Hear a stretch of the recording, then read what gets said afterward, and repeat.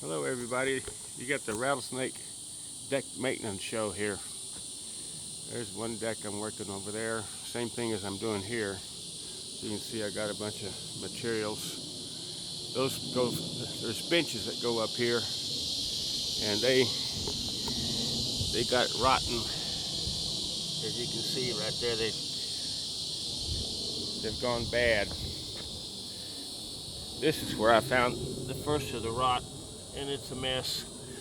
But nevertheless, no problemos. I went and made 16 of these guys and for too long. Okay. When anyway, see, I've got these almost. Well, I just need a little sanding on that one, and I'm fixing this here and there, little things as I go along. I'm using this all-purpose filler. It's Bondo. It's pretty much the same thing as what you use to fix cars with. Stuff pretty good. Can't hardly beat it. But what happened here was that these people put this deck together, and then they painted it afterwards, and everywhere where they had materials coming together, it was raw wood, and that's what caused this to happen. This deck's 40 years old. I've been maintaining it for about the last 15 years. Probably done it about 3 times, maybe 4 times since then. So you can see I've sanded it. I'm going to have to prime it.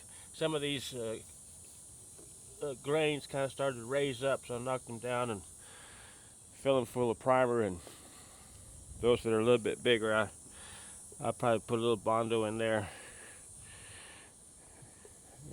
Not that I need to, I just fill it with paint. But nevertheless, I'm going to kind of put a little bit extra effort in here to make this last a good while.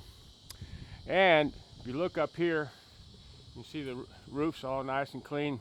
Up under the trees, it gets black and mildewy and stuff like that. I got up there and pressure washed it. That was a lot of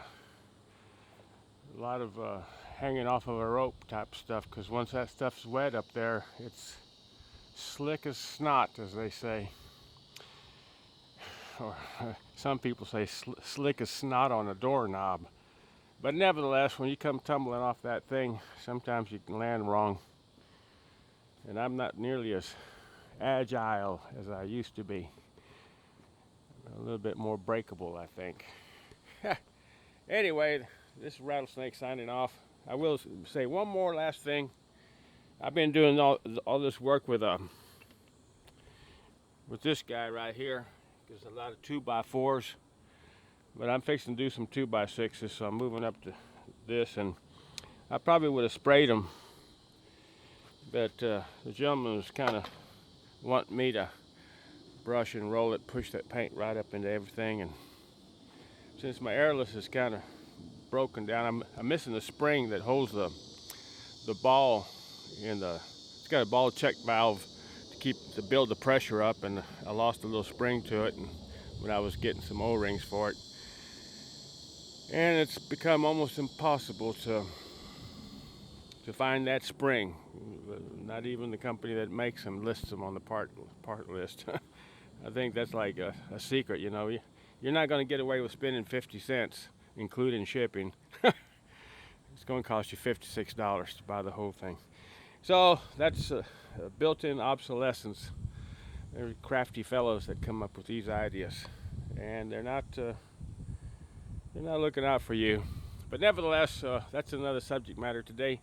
We're talking about fixing decks, and I got to get with it and quit yapping.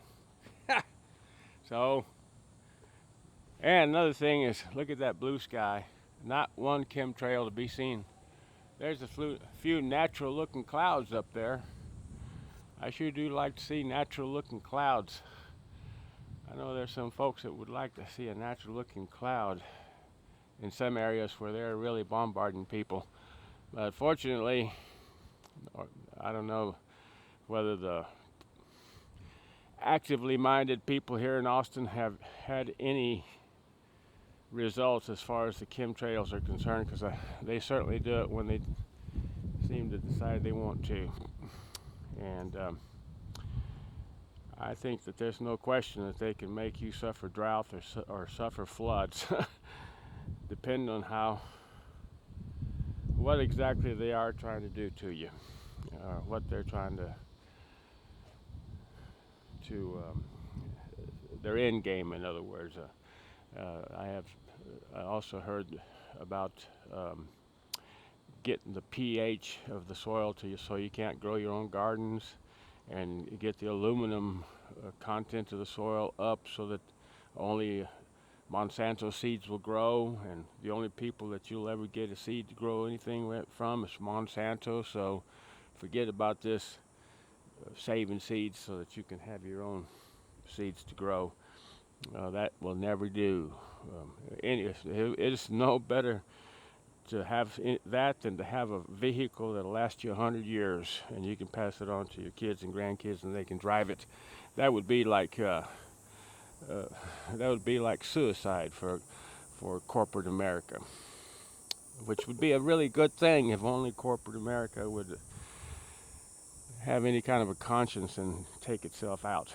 But anyway, that's more in the realm of the no confidence revolution, and we'll talk about that at length on another occasion. So I'm going to sign out for now. Y'all have a good day. Happy day, as my friend Happy Jack used to say. And drink some kind of alcoholic beverage and smoke a joint in memory of Happy Jack. My kids don't like to hear me say that.